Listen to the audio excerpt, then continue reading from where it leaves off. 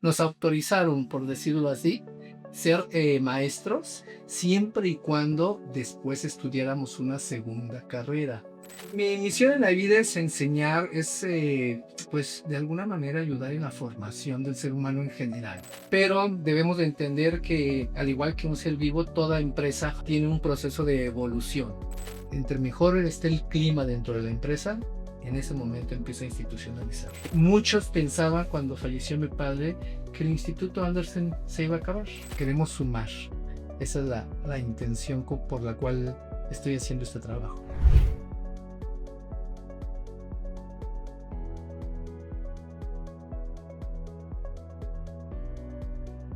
Joel Chávez es un consultor independiente especializado en empresas familiares con más de 27 años de experiencia liderando y formando organizaciones.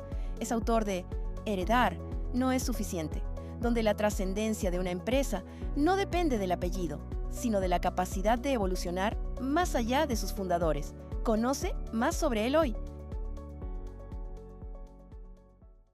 Joel, buenas tardes, bienvenido. Gracias por visitarnos. Te hemos invitado de lujo hoy aquí en el Muchas gracias, Foro Alex. Epic Book. Sobre todo con el buen pretexto de estar recibiendo el primer ejemplar de tu libro, el 001, Así es. que hoy inicia o inaugura una nueva etapa, tanto en tu vida profesional como pues el libro mismo que cobra vida, con una gran misión y de eso vamos a platicar hoy. Muchas Así es. gracias. Gracias por el recibimiento. Muchas gracias a ti. A mí me gustaría empezar esta entrevista conociendo un poquito a la persona, escarbando detrás de este Bien. gran profesional que tiene una misión muy clara, de la que vamos a platicar ahorita, pero quiero conocer un poquito más de la persona, cómo es que llega a donde está ahorita. Entonces, de niños siempre nos hacían, Joel, regularmente, quizá te hicieron a ti también la misma pregunta. Cuando eres niño a los 6 7 8 años te preguntan qué quieres ser de grande. Y hay veces que le atinamos, hay veces que no. Quisiera ir a ese momento de tu vida en donde de niño te decían cuál que quieres ser de grande y ver cómo respondías a esa pregunta en ese entonces y qué tanto se parece la respuesta a lo que está pasando hoy en tu vida. Ok, pues mira, Alex, yo desde pequeño tuve muy firme lo que quería ser de grande, ¿sí? Siempre dije que quería ser maestro. Tal vez por la influencia de mis padres, el verlos cómo se desarrollaban profesionalmente en un ambiente educativo, pues me llenaba, ¿sí? Entonces tuve muy, muy, muy firme esa misión y hoy me siento muy satisfecho porque tengo dos carreras, ¿sí? Primero soy maestro, maestro de corazón en mi carrera y también soy odontólogo. Pero déjame decirte qué chistoso. Ajá. Antes de estudiar la normal, porque es donde yo estudié, mis padres no querían que fuera maestro. Tal vez sabían cuáles eran las situaciones económicas o las dificultades que atravesaba un docente, ¿no? Siempre los ha atravesado. Sin embargo, tanto a un hermano como a mí nos dieron permiso, porque en aquella ocasión o en aquellos tiempos, permiso entre comillas, nos autorizaron, por decirlo así, ser maestros siempre y cuando después estudiáramos una segunda carrera. Entonces, estudiamos la normal, mi hermano Enrique y yo, y posteriormente él se fue por el lado de la arquitectura y yo me fui por el lado de la odontología. Y posteriormente, terminando la carrera de odontología, regreso al mundo educativo y al mundo de la administración en general. Sí, hice un par de maestrías, una relacionada con alta dirección, otra relacionada con educación. Entonces, pues ese es el ambiente en el que me muevo y estoy completamente satisfecho lo que hemos logrado dentro de la empresa familiar. Al hablar de la empresa familiar, estoy hablando de una institución educativa. Correcto. Oye, nada más déjame porque me sembraste la curiosidad de regresar a esa versión odontólogo. Ujú. ¿Fue por cumplir el requisito de las dos carreras? No, fíjate que también me llamaba. Yo creo, mi madre, una de las carreras, aparte de ser maestra, también fue enfermera. Entonces siempre tuvo ella como que la inquietud de que yo me fuera por el mundo de la medicina, ¿sí? Ella sabía que los doctores, pues de alguna manera tenían cierto prestigio, tenían cierto nivel de vida y siempre insistía y yo decía, no, médico no, pero no lo descartaba al 100. Entonces busqué una carrera que fuera afín con la medicina y de ahí mi destino en cuanto a la odontología. Una carrera que, por cierto, también ejercí algunos años, Ok, varios años, ok. pero definitivamente mi pasión estaba en el mundo de la educación. De la docencia, totalmente en la Docencia. educación. Ujú. Ahora, hablemos entonces un poquito de eso. Decides que vas por el camino, o tu misión en la vida es enseñar. Mi misión en la vida es enseñar, es pues de alguna manera ayudar en la formación del ser humano en general, ¿sí? Entonces lo pudimos hacer en el aula, después lo pudimos hacer a nivel directivo. Ujú, Desde muy joven, te hablo de los 27 años, ujú. tomé la dirección general por situaciones muy particulares que ya conocerás en mi libro. Correcto. Me toca tomar la dirección de general del colegio, Ujú, un colegio muy pequeño, ujú, y pues de ahí nos fuimos preparando, estudiando y poniendo en práctica todo lo que de alguna manera día con día iba aprendiendo, ujú. ¿sí? Y lo que te podría decir es que de una empresa donde la administración era realmente empírica, logramos llevarla a una empresa muy profesionalizada, institucionalizada, y pues hoy somos un referente dentro de la zona, ¿sí? Maravilloso. Y es que es ahí donde quiero llegar, porque empezar por los conceptos más básicos que parecieran obvios para, para lo mejor para ti que te dedicas y tu mundo es la empresa familiar. Pero quisiera empezar por llamar a las cosas por su nombre. Ujú. ¿Qué consideras tú, más allá de una definición académica, en la práctica, en el día a día, el pequeño negocito, la tortillería, la escuela, eh, el estudio de yoga? ¿En qué momento consideras o tú categorizas a un negocio como una empresa familiar? Mira, una empresa, hay muchas definiciones, ¿eh? Así como hay muchísimos autores, cada autor pudiera darte una definición diferente. Pero desde mi punto de vista, una empresa familiar es aquella donde la familia, por lo menos dos o más integrantes, tienen el poder de decisión y de alguna manera también tienen propiedad dentro de la empresa familiar, ¿sí? Entonces, estas dos variantes, propiedad y poder de decisión, ujú, es lo que de alguna manera conforma lo que es una empresa familiar, en términos muy concretos. Correcto, y me Ujú, encanta la definición. ujú. Independientemente del tamaño, del giro, puede ser un pequeño negocio, puede ser una empresa de cierto tamaño, se considera una empresa familiar cuando dos Cuando estos integrantes. elementos se conjuntan, sí, sí podríamos decir que es una empresa familiar. Me Ujú. encanta. Ahora, una vez que ya tienes la empresa familiar, tienes al hermano, eres el hijo del papá, eh,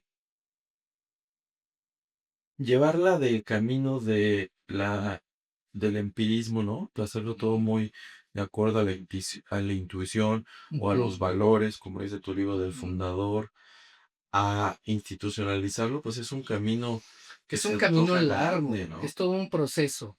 Eso no quiere decir que puedas pisarle al acelerador y hacerlo en un tiempo más corto. De hecho, entre más pronto empieces a hacer el proceso de institucionalización, mejor, ¿sí? Pero debemos de entender que, al igual que un ser vivo, toda empresa familiar, empresa en general, tiene un proceso de evolución. Entonces, dependiendo en qué momento estás de esa evolución, pues tienes que saber qué es lo que tienes que ir haciendo, ¿sí? Si tal vez tengas que empezar con procesos, políticas, todo lo que encuadra una profesionalización, o ya, todo lo que tiene que ver con órganos de gobierno y otro tipo de procesos más, llamémosle así, más avanzados en el proceso de maduración de la empresa. Yo digo, justo te iba a preguntar eso, déjame hacer un poquito más de eco en ese sentido. ¿En qué momento un empresario, una familia, es buen momento para decir, creo que es hora de De institucionalizar? empezar a institucionalizar, pues mira, el momento más adecuado es antes de que llegue una crisis, antes de que se considere urgente, porque siempre que la empresa está en calma, siempre que las cosas van bien, pues es el mejor momento para empezar a institucionalizar. Entonces, así como que una fecha en particular, no la hay, ¿sí? Entonces, entre mejor esté el clima dentro de la empresa, en ese momento empiezo a institucionalizar. Claro. Ujú. Y yo sé que hay que leer tu libro, por supuesto, hay que aprender de Ujú. ti. Eh, ¿Cómo un empresario, dueño de negocio, la familia, pudiera darse cuenta o puede dar sus primeros pasos hacia la institucionalización? ¿Se empieza por dónde? El Mm, camino más obvio, ¿cuál sería? Mira, yo creo, todo el mundo me pregunta en qué momento se empieza realmente a educar a la nueva generación de la empresa Correcto. familiar.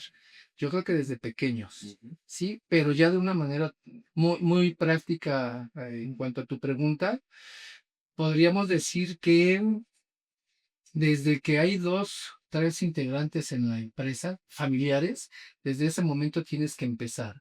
¿Con qué? Con un protocolo familiar. ¿Qué es un protocolo familiar?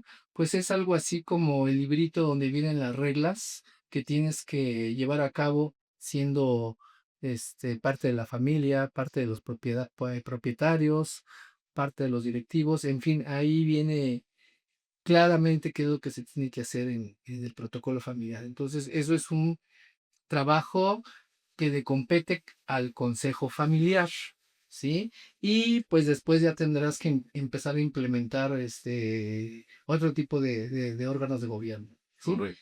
En la familia, el más importante es el consejo familiar. En la empresa, el más importante, y tú lo sabes, son los consejos de administración, ¿sí? Son dos grandes esferas que de alguna manera cada una tiene sus funciones y sus objetivos muy en particular. Totalmente. Y sobre todo para evitar, pues, lo que se da en toda empresa familiar o quizá en la mayoría de las empresas familiares, cuando se trata de sumar a más integrantes de la familia, a designar posiciones estratégicas, a pues tráete al primo porque ya le toca, quién es el sucesor. O Ujú. sea, siento que hay muchas decisiones que están dictadas por la emoción, Sí. por la jerarquía familiar, que no tienen que ver con el negocio, ¿no? Y eso va, pues evidentemente, en contrapeso del buen funcionamiento de la empresa en muchos casos. Sí, definitivamente. Yo creo que uno de los grandes retos de la empresa familiar es saber separar precisamente la parte emocional de la parte, pues un poquito más analítica de la empresa en sí, ¿no? Entonces, no es sencillo, no es sencillo porque somos seres humanos y muchas veces la parte emocional nos gana. Entonces hay que saber administrar gestionar, dicen hoy en día, gestionar nuestras emociones. Ujú. Claro, pero además ese es uno de Ese es los uno de los tantos pasos. retos. Luego viene otro fenómeno, ¿no? El heredar. De hecho, tu libro habla, ¿no? Ajá. Que heredas la empresa, no heredas la empresa, sumas a los hijos, a los nietos, o sea, se va sumando.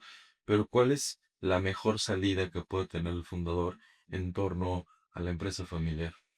Mira, el peor error que puede cometer un fundador Ujú. o un líder que va a pasar la estafeta es heredar una empresa sin estructura. Ujú. ¿Sí?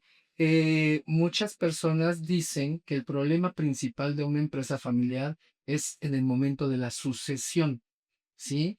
Yo te diría que más que en la sucesión, el problema principal es la falta de estructura. Y cuando hablamos falta de estructura es precisamente la falta de la institucionalización, ¿sí? Si tú la tienes perfectamente institucionalizada, con fundador, sin fundador, las cosas deben de funcionar como, como un buen reloj. Ujú. Claro. Ahora, tienes que llegar al gobierno corporativo para decir, Ujú. ya institucionalicé, o Bueno, hay etapas debajo ah, donde a lo mejor puedes solo tener al director general soportado por un organigrama. mira, para que realmente podamos decir Exacto. que una empresa está institucionalizada, ya deben de existir órganos de gobierno, Ok. ¿sí? En el lado de la familia y en el lado de la empresa. Ok. Si no existen en ambos lados, pues estamos cojeando de alguna manera. Ese es uno de los grandes problemas porque muchos empresarios se dedican únicamente a profesionalizar, digámoslo así, la parte del negocio, Ujú. pero dejan de lado la parte de la familia. Entonces, pues es muy triste porque muchas veces falta la cabeza y la empresa termina, ¿no? Y son años de trabajo, años de sufrimiento muchas veces para los fundadores sobre todo, y se van a bote de la basura. Claro. Ujú. O sea, el hecho de haber trabajado en la institucionalización, pero solo del lado de la empresa, no te No, blindas a que vengan estas crisis por no haber trabajado la parte de la familia. si tú heredas sin estructura, estás heredando problemas. Correcto. Esa es la realidad. Entonces, eso es un punto que no debemos de perder de vista, ¿no? Esto no quiere decir que forzosamente la familia tenga que seguir operando en la segunda y la tercera generación. Hay varias empresas de tercera generación, sobre todo, que dentro de su protocolo han definido que las nuevas generaciones ya no trabajen, ya no estén en la operación. Sí en los consejos de administración, pero no en la operación. Y ahí es cuando pasas precisamente de lo que es una empresa familiar a una familia empresaria. Correcto. Son dos conceptos completamente diferentes. Qué interesante. Ujú, En Estados Unidos ujú, hay una práctica muy consciente del fundador ujú, en empresas, sobre todo que crecen aceleradamente en un periodo de tiempo no tan largo, en donde toman la decisión de separarse de la empresa para traer a un director general profesional, entrenado, incluso se lo roban de otro lado, ujú. porque ya el fundador y su principio de Peter a lo mejor ya no le da para llevar la empresa a los siguientes niveles, pero no están pensando ni en los hijos ni en los herederos, ¿no? Ujú. Están pensando en Exclusivamente la empresa. exactamente. Sí, al final del día, aun cuando los hijos no operen, Ujú, lo que tienes que enseñarles como fundador o como empresario ujú. es a que sean dueños. Eso sí es fundamental. No tengo que estar ahí todos los días, pero sí tengo que saber tomar decisiones desde un consejo de administración o desde un consejo familiar, depende del rol que te toque. Correcto. Entonces, eso es fundamental. Ese fenómeno de que el fundador y a lo mejor el hermano se separan, ¿lo has visto aquí en México? ¿Es común en México? Siento que los empresarios en México se llevan la empresa y el apellido hasta el fin de los tiempos, ¿no? Hasta sus últimos días. Exactamente. Mira, lamentablemente eso es muy común. Correcto. Pero, pues volvemos a lo que comentábamos hace unos momentos, ¿no? Yo creo que ese es un gran error. De hecho, una empresa que no funcione sin el fundador, pues prácticamente lo que estás haciendo es un autoempleo, ¿sí? Exacto. Algunos le llaman changarro por ahí, ¿no? Pero es lo que estás haciendo al final del día. Entonces, tenemos que llegar al punto donde de manera automática todo funcione, Claro. ¿sí?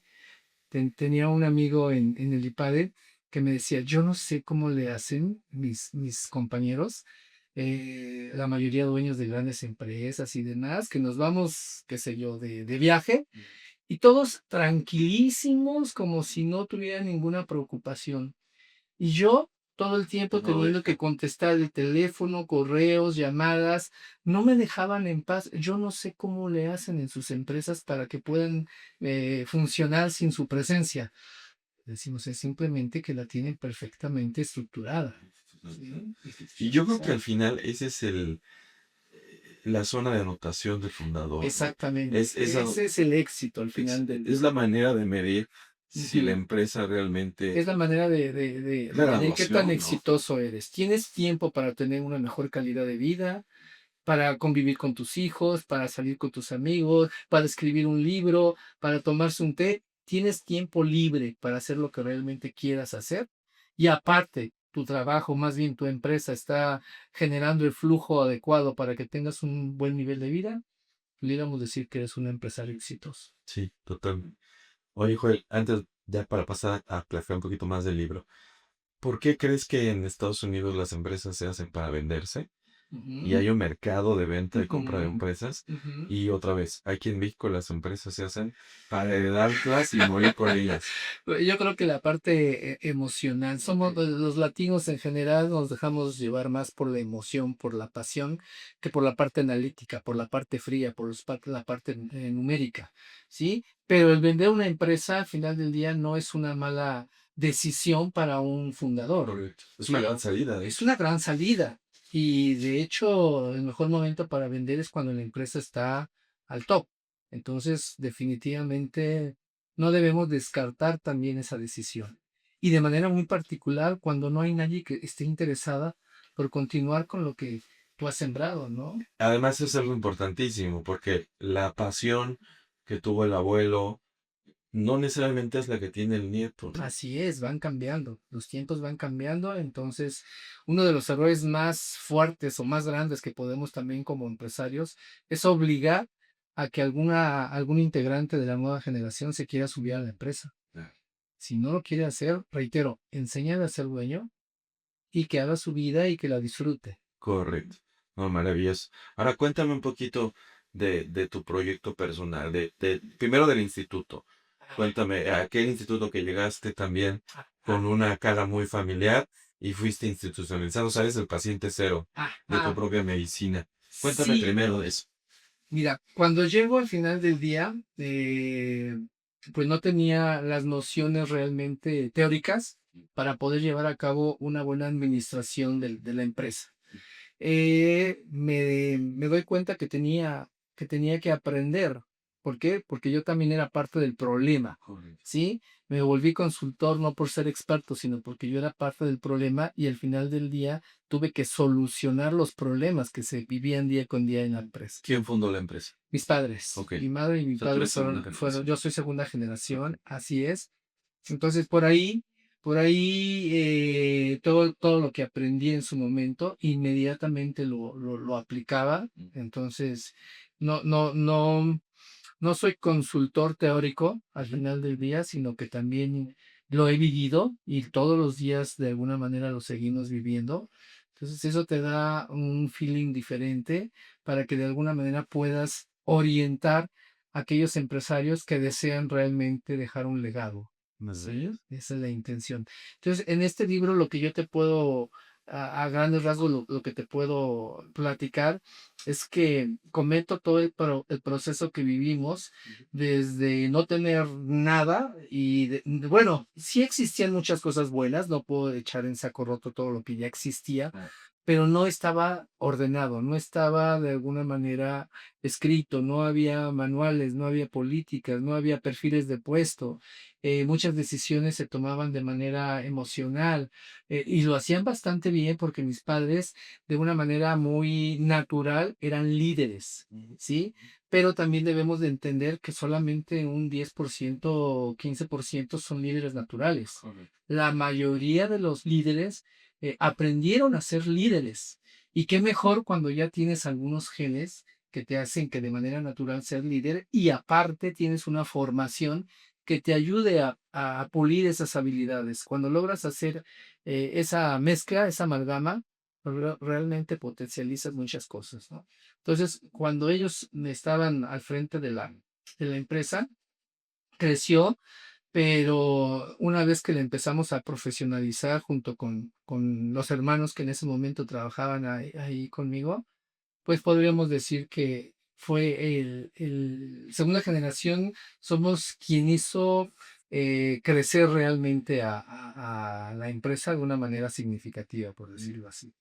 Ujú. Oye, Joel, ¿y tú te enfrentaste pues a esa eh, cambio de mentalidad, brecha generacional, decisiones que tomaban por emoción, a veces hasta por paternalismo? Yo conozco una empresaria que es de nosotros muy exitosa, enormemente exitosa, que sigue teniendo el mismo proveedor de huevo de hace 30 años.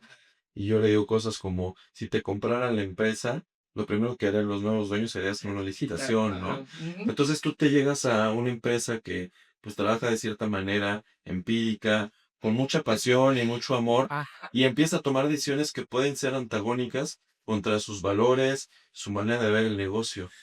Mira, yo creo que los valores son fundamentales y esos no los cambias, simplemente los adaptas a una nueva realidad, Ujú, ¿sí?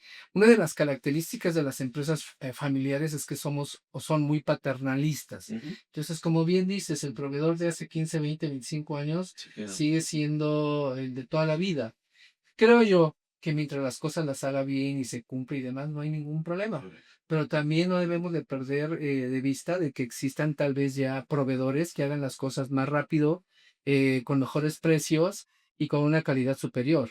Entonces, eso lo tenemos que tener presentes para que de alguna manera, pues también la empresa vaya creciendo. Ujú. ¿Sí? Tú te Entonces, enfrentaste a yo esas sí me enfrenté a decisiones. ese tipo de situaciones Pero, pues a través de algunos descalabros vas aprendiendo y una de las grandes ventajas que yo tuve, Alex, es que mi madre, déjame te platico rápidamente Por cómo está favor. este asunto de la situación. Yo tomo la dirección del colegio a los 27 años porque mi padre tuvo un accidente, fallece mi padre. Entonces queda mi madre, pero desde ese momento respetó una decisión que ya habían tomado previamente, que yo me iba a quedar como director general. Entonces, ella lo respetó cabalmente Mm, y siempre me permitió que tomara las decisiones, aun cuando yo me llegara a equivocar. correcto. Claro, cuando eran cosas, graves, siempre me decía: "Mira, yo pienso que las cosas son mejor si las haces de esta manera, no pierdas de vista tal cosa". Siempre fue como mi coach, Correcto. definitivamente. Pero, hubo cambios importantes que se tenían que hacer y a veces con miedo los tenías que llegar a hacer y, pues ni hablar, ¿no? La misma experiencia te va empujando a ser mejor. Bueno, Ujú. entonces llegas a revolucionar una empresa Mira, familiar. llego a revolucionar una empresa familiar no tradicional y yo creo que eso también es uno de los grandes valores del libro, porque somos 14 Wow, hermanos. wow. Realmente somos medios Ok, hermanos. Somos el resultado de 3 relaciones que tuvo mi padre, correcto. ¿sí? Entonces tengo hermanos mayores, tengo hermanos menores. Muchos pensaban cuando falleció mi padre que el Instituto Andersen se iba a acabar, que ya no estaba el fundador, que ya muere intestado. Mm. Entonces dice, Y seguramente con esa mezcla con esa de... mezcla de hermanos, de formas de ver la vida diferente, con habilidades diferentes, todo mundo apostaba a que el Instituto Andersen iba a vivir muy poco tiempo. Pero oh, sorpresa, pues, de los fracasos o de los errores tienes que ir aprendiendo. Nos organizamos, nos pusimos las pilas, algunos nos empezamos a preparar, porque también he de ser franco, y no todos mis hermanos ni operaban en la empresa, ni se interesaron por el tema. Pero por lo menos, con José Luis, se llama mi hermano, Ujú. con el que tomo muchas decisiones. También él se preparó de una manera fuerte en el campo de las empresas familiares y poco a poco los dos fuimos sacando la empresa y pues hoy somos una familia que armónicamente estamos bastante bien. Ujú. Lamentablemente ya falta una de mis hermanas, pero los que estamos nos llevamos sensacional, estén o no estén dentro de la empresa familiar. Ahí está que la prueba de que el negocio, la receta funciona. Ahí está la prueba de que la receta funciona. Y yo creo que lo que te decía también hace rato, lo que nos inculcaron desde pequeños, ujú, los valores con los que crecimos, Ujú. pues fueron fundamentales.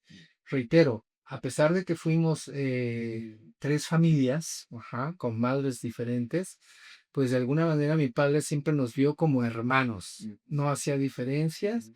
Entonces eso fue lo que aprendimos y de alguna u otra manera nos hemos ido apoyando. No te voy a decir que todo ha sido miel sobre hojuelas, obviamente ha habido altibajos, pero de cada conflicto que aparece, siempre, siempre, siempre aprendemos. Siempre de los conflictos llegamos a un buen acuerdo por si se volviera a presentar una situación parecida en el futuro o incluso en las nuevas generaciones.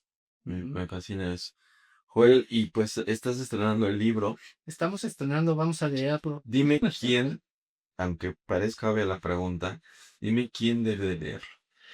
Todos, yo creo que este libro lo debe de leer todo aquel empresario que realmente quiera dejar un legado, que realmente quiera dejar un beneficio a las generaciones que vienen detrás de él. Sobre todo pymes, ¿sí?